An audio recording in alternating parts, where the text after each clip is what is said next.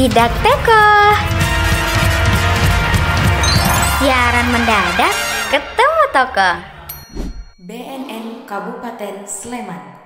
Baik Sobat BNN, dimanapun kalian berada, hari ini di episode ini kita menyidak di salah satu wilayah Kapanewon, Depok.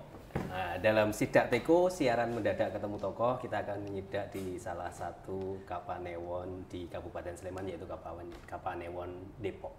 Kita akan menyidak ini yang punya kawasan Depok. Kita sapa. Selamat pagi Mas Darmo Kusumo, BNN Sleman. Sehat Bapak? Sehat, alhamdulillah. Terima kasih sudah didadak. Ya mohon maaf Pak ya, kita sidak Pak. Sidak itu ya mendadak. Nggak ngasih tahu dulu ya? Ya, nggak boleh ngasih tahu dulu. Takutnya nanti kalau kita kasih tahu Bapak siap-siap. Ya. Saya malah belum sempat pakai batik yang bagus. Salah gitu loh. Ya memang ini yang kita harapkan. Jadi kita ngobrol santai seperti itu. Oke, gitu. Oke, tim siap semua nggih? Siap. Oke, yuk. Kita akan kulik-kulik habis di wilayah Kapanewon Depok ini sama yang empunya alias yang menguasai Depok. Pak Wawan, Pak Siap. Wawan. Saya boleh Pak Wawan gitu aja ya, Pak ya? Boleh. Boleh toh. Kita ini masih nom banget jadi ya. Ya. Kayak sing apa? Lemu cendik kayak kita mah ketok tuwa kowe ya. Nggih. Pak Wawan. Oke. Depok ini adalah salah satu kawasan Kapanewon ya, Kapanewon yang ada di Kabupaten Sleman. Boleh diceritakan Pak secara gambaran kondisi wilayah yang ada di Kapanewon Depok ini? Oh ya, ini Kapanewon Depok atau Kecamatan Depok ini salah satu dari 17 kecamatan atau Kapanewon di Kabupaten Sleman. Ada 17 ya. Kapanewon, Ada 17, salah satunya Depok. Depok, iya. Nah, Depok ini secara singkat suatu kecamatan yang spesial ya. Spesial Spesialnya Pak? itu. Kenapa Pak bisa dikatakan spesial? Ini rada aneh kok sego goreng ya. Kalau DIY kan istimewa. Oh, iya, Kalau Jogja. Depok ini spesialnya Sleman ya di Spesialnya Depok ini. Kenapa Pak? Ada beberapa. Satu, luas wilayah itu kalau luas wilayah Depok, Nggih. Kecamatan Depok kalau dibanding satu kota Yogyakarta, Dengan kota Yogyakarta ya, ini itu lebih luas Kecamatan Depok. lebih luas Kecamatan Depok. Oh, oke, Ya. itu satu Jadi, spesialnya ya. ya. Oke, terus Yang kedua, Depok ini kawasan dengan jumlah penduduknya yang paling banyak. paling banyak Kecamatan dengan jumlah penduduk paling banyak. di antara kecamatan yang Sleman, lain. ya, Oh, bahkan iya. di DIY saya berani. Oh, iya. Terus Karena 125.000 sekian jumlah penduduk. jumlah penduduknya. Nah, spesialnya lagi, Nggih. 125.000 penduduk Depok itu belum termasuk mahasiswa dari Sabang sampai Merauke, bahkan dari luar negeri yang tinggal di Depok itu. Belum termasuk Belum apa istilahnya? termasuk. Apa? Penduduk pendatang gitu Penduduk ya? non permanen Non-permanen, istilahnya. istilahnya gitu nggih. Oh, nggih. Berapa itu? Kalau tadi 125.000 penduduk aslinya Yang Depok, asli Depok, iya. yang KTP KK, yang non permanen anak-anak kos yang kerja di sini tapi bukan penduduk Depok itu, tapi tinggal di sini itu sekitar 200.000, 150 sampai 200.000. Lebih banyak. Lebih banyak. Jadi nek gelut karo wong awake dhewe kalah iki. Rada nyemelangi ini kalau terjadi kudeta. Makanya Nah, itu kan. Iya, ini. Makanya warga Depok itu luar biasa spesial, bisa menerima warga dari manapun, Nggih. tetap hidup rukun, ya, karena saling menguntungkan. Saling menguntungkan ya. Wah iki sing neko karena sing asli. Oke, sing teko. Oke sing teko. Iya, Nggih. makanya Terus itu. tadi bilang nek gelut. Gelut kalah awake dhewe. Tim tak kasih tahu ya. Pak Wawan ini adalah ahli seni bela diri. Apa? Bukan Apa? ahli, Apa? cuma ikut ngurusi tarung derajat. Oh, tarung derajat iki. Piye? Aja macam-macam kowe iki. Nah, iki.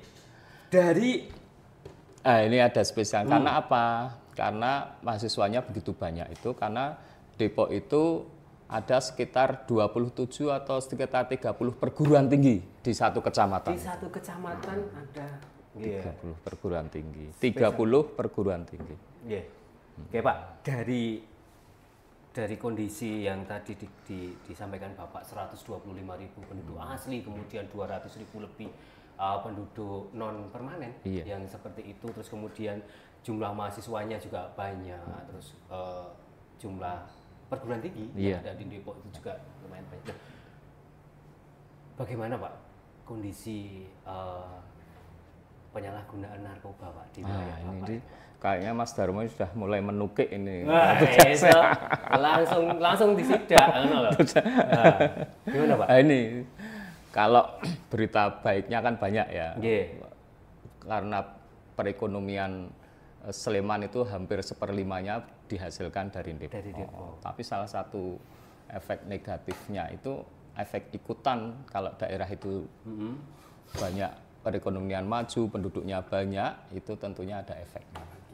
Salah satunya yaitu yang ditanyakan Mas Darmo tadi terkait dengan penyalahgunaan narkoba. Karena kan kalau melihat dari tadi itu kan seluruh Indonesia gitu. Iya. Bahkan mahasiswa dari luar negeri ada di sini. Itu kan jadi kayak Indonesia mini. Iya. Terus kepiye Pak itu Pak? Kemarin saya di Papringan ya. Itu karnaval 17 Agustus itu ada orang Jepang yang ikut. Oh, sampai seperti itu nggih. Bule juga ada, Jepang juga ada. Nah, itu terkait narkoba ini memang saya di Polsek tidak punya data ya Mas Denny ya.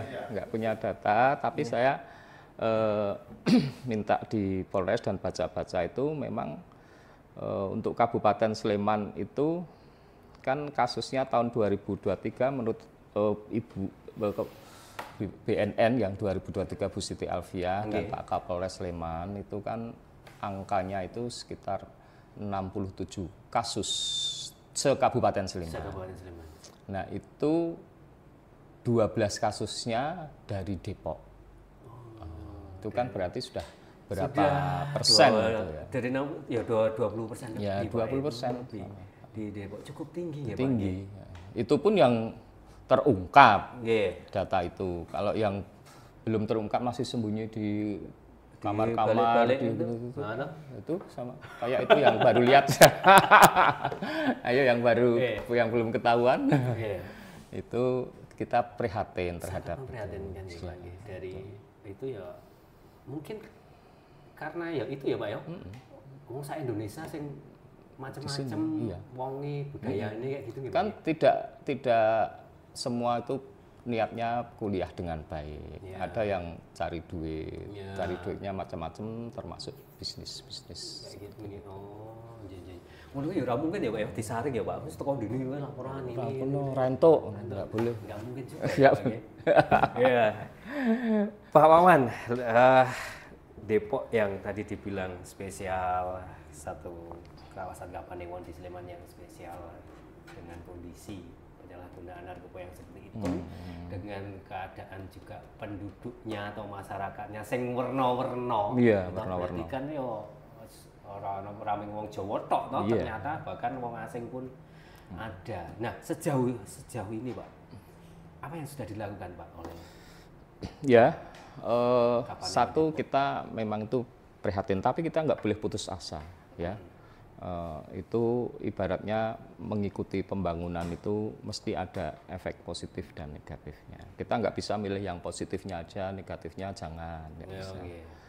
Nah, oleh karena itu yang harus kita lakukan adalah yang pertama kita harus tidak boleh putus asa. Yang kedua kita harus membangun komitmen dengan masyarakat. Ya. Bahwa itu tugas BNN, tugas kepolisian, itu tapi kalau masyarakat sendiri tidak berkomitmen mencegah anak-anak kita, keluarga kita, masyarakat kita untuk jauhi narkoba, itu saya rasa kita tidak akan mendapatkan hasil yang efektif. Nah, berarti peran masyarakat dong. Iya, saya tugasnya Pak Polisi, BNN saya support. Tetapi tugas saya dalam rangka membangun Depok bersih narkoba ini adalah menciptakan, membangun, merangkul masyarakat untuk berkomitmen. Bersama. Ya, artinya menjauhkan narkoba ini harus menjadi komitmen dan kebiasaan warga kita. Iya. Terus Pak, di Depok kayak gini tuh ada nggak sih Pak, misalnya di masyarakat itu kayak apa satgas-satgas itu enggak Pak? Itu Mas Darmo, saya belum sampai situ. Ini yang saya sebut membangun komitmen itu adalah kita punya teman banyak ini, alhamdulillahnya. Satu adalah Pak Lurah, Kalurahan dan Pamong. Ya, singkat kata, membangun komitmen masyarakat itu kita sudah membuktikan di desa di Depok ini 3 desa Maguharjo, Condong Catur, Catur Tunggal itu sudah berkomitmen. Buktinya di Condong Catur itu bahkan sudah memperoleh penghargaan dari BNN. Oh iya, Condong Catur itu pernah, tingkat pusat loh itu sebagai desa bersinar. Bersih narkoba terbaik di DIY. Di DIY dan juga masuk se-Indonesia kayaknya. Iya, masuk terbaik juga di nasional. Di Maguharjo kita sudah membentuk tim intervensi berbasis masyarakat untuk narkoba. Catur Tunggal juga begitu. Kalau sebenarnya Pak, itu kan tadi ada 3 kelurahan ya. Kalau Depok itu punya berapa kelurahan Pak? 3. Cuma hanya 3. 3. Hanya 3 itu nggih. Oh ya berarti sudah 3-tiganya di apa? Condong Catur, Meguwo, dan tidak hanya itu, masyarakat sudah membuktikan komitmennya, tapi juga semua lembaga kita titipi pesan sponsor untuk selalu mempropagandakan masyarakat harus menjauhi narkoba. Siapa saja mereka? Kita punya PKK. PKK. Kita punya jaga warga, itu Mas Denny yang ngurusi. Mas Denny juga selalu di setiap jaga warga itu kita beri tugas, karena jaga warga itu setiap pedukuhan ada ya. Kita beri tugas untuk selalu mendeteksi dan menyampaikan pesan-pesan anti narkoba. Di semua padukuhan. Semua padukuhan. Kapanewon Depok sudah ada Pak? Ada 58 padukuan. Sudah ada semua Pak? Sudah ada. Kita juga sinergi dengan anak-anaknya, kita bentuk forum anak.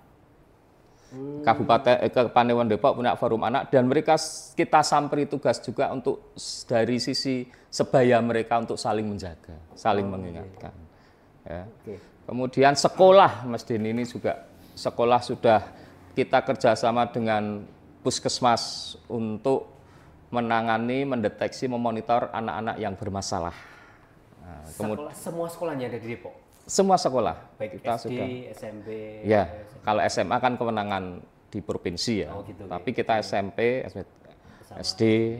Yang kemudian dengan Pol PP Kabupaten kita ada acara rutin Pol PP Gas to School.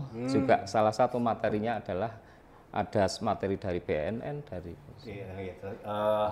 terkait upaya P4GN itu tadi ya Pak. Menarik tadi yang disampaikan termasuk ada salah satu PKK. Iya, PKK. Ibu-ibu. Nah, beberapa kasus yang pernah diungkap itu yang dari korban penyalahguna itu kan rata-rata mereka dari broken home. Nah di sini peran orang tua ini kayaknya lebih dekat ke ibu nih. Persis, itulah yang ditemukan Mas Denny itu. Ya Mas Denny ya. Itu hampir semua siswa atau pelajar kita yang bermasalah itu 90% itu kita kulik itu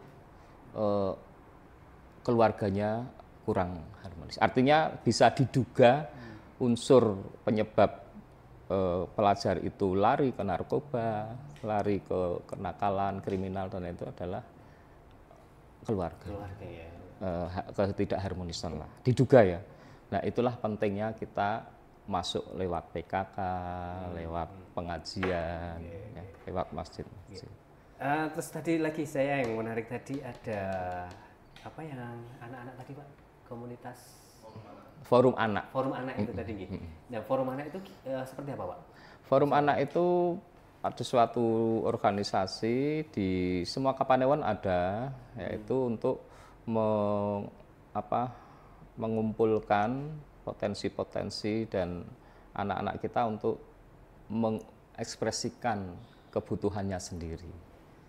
Dan kita undang di setiap musyawarah pembangunan kebutuhannya apa, termasuk mereka juga salah satu tugasnya adalah untuk kaum sebayanya itu mengedukasi terkait dengan narkoba. Oh, gitu. Kalau tadi dikumpulkan terus ya, berarti ada anggaran juga Pak dari Kapanewon untuk apa? Memfasilitasi mereka itu. Ada, setiap tahun kita ada. Kita ajak mereka sendiri yang menentukan kegiatannya apa tahun ini, berapa, itu mereka sendiri. Oh, gitu. Luar Jadi biasa. tidak diatur Pak Camat, enggak. Itu zaman dulu, zaman kuno. Jadi kalau narkoba itu memang harus sinergi, komitmen, mulai bapaknya, ibunya, masjidnya, Pak RT-nya, dan itu kita sudah rangkul untuk memonitor lah apapun tanda-tanda kalau anaknya. Mereka juga sudah tahu yang kena narkoba tanda-tandanya gimana. Itu juga sudah. Seperti itu, luar biasa sekali. Oke. Baik Sobat BNN, tadi sekilas kita menyidak dari yang punya, yang punya, saya nguasani Kapanewon di Poya, Mas Dedi. Mas Dedi gue gitu ya loh. Oh ya, kalau bisa mau nambahin deh. Oh boleh. Salah satu keunikan Depok itu satu-satunya kecamatan di Indonesia yang punya 3 polsek. Oh iya. Oke. Saja ini saking nganu ya Pak yo. Terima kasih Mas Denny. Iya, satu-satunya di Indonesia yang satu kecamatan Kapanewon punya 3 polsek. 3 polsek. Iya. Berarti DKI aja nggak ada. Nggak ada gitu. Luar biasa sekali guys. Polseknya telu, terus puskesmasnya telu, jumlah penduduknya karo pendatangnya, oke pendatangnya. Ya toh, iki nek ngantek apa ki mau kudu tambah, bener ya stimulangi iki ya. Nggih. Dan ini satu lagi ya. Gimana, Pak?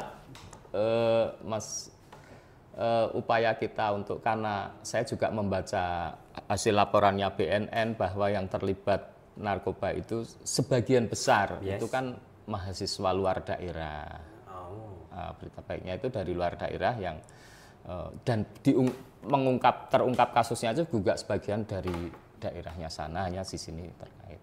Nah, saya ingin mengantisipasi hal ini mulai tahun ini untuk upaya kita, salah satu upaya kita menjaga mahasiswa yang di Depok ini agar tidak terkena narkoba adalah kita menjadi pilot project untuk pendataan penduduk non permanen.